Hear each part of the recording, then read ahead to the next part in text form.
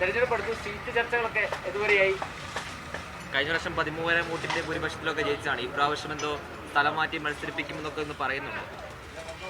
ഇല്ല, അങ്ങനെ അതിനെക്കുറിച്ചൊന്നും നമ്മുടെ പാർട്ടി ആലോചിച്ചിട്ടില്ല. കമ്മിറ്റി പോലും അതിനെക്കുറിച്ച് കൂടിയിട്ടില്ല. പിന്നെ ഞാനെങ്ങനെ അഭിപ്രായം പറയുന്നത്?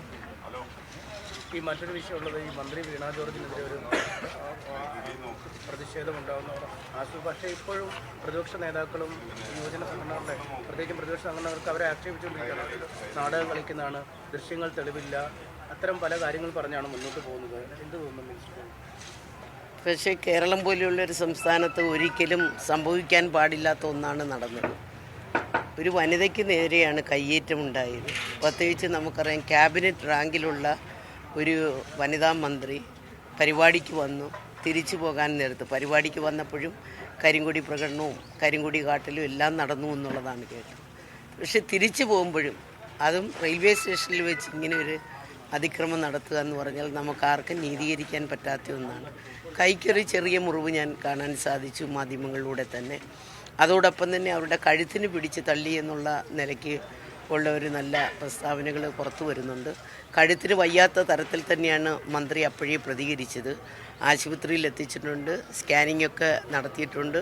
ഇനി അവരെ എനിക്ക് തോന്നുന്നു കോട്ടയത്ത് ട്രീറ്റ്മെൻറ്റിന് പോകുന്നു എന്നുള്ളതാണ് കേൾക്കാൻ സാധിച്ചത്.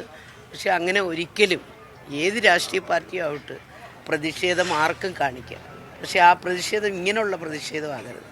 ഞങ്ങളുമൊക്കെ പ്രതിപക്ഷമായിരുന്ന കാലഘട്ടത്തിലൊക്കെ ഇതുപോലെ കരിങ്കൊടി കാണിക്കാനും അല്ലെങ്കിൽ പ്രതിഷേധം കാണിക്കാനൊക്കെ പോയിട്ടുണ്ട്. പക്ഷേ ഇതങ്ങ് അതിര് കടന്നുപോയി എന്നുള്ളതാണ് എനിക്ക് ചൂണ്ടിക്കാണിക്കുന്നത്. വലിയൊരളവിലുള്ള സൈബർ ആക്രമണത്തിന് വിധേയമാകുന്നത് എന്തുകൊണ്ടാണ്?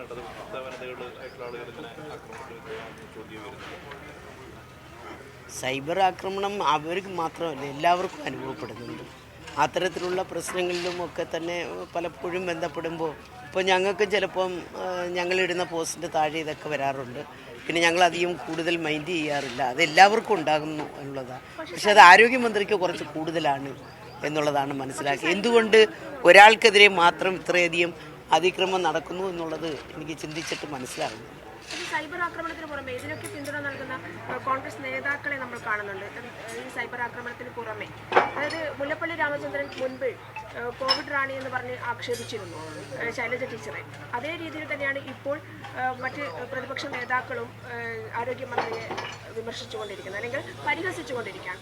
വനിതാ നേതാക്കൾ ഉയർന്നു വരുമ്പോൾ, അല്ലെങ്കിൽ വനിതാ മന്ത്രിമാരെ ഇവർ ഈ രീതിയിൽ, അതായത് സ്ത്രീകളെ എങ്ങനെ കാണണം എന്നുള്ളതിൽ കോൺഗ്രസ് നേതാക്കൾക്ക് വലിയ പ്രശ്നങ്ങൾ നേരിടുന്നുണ്ടോ?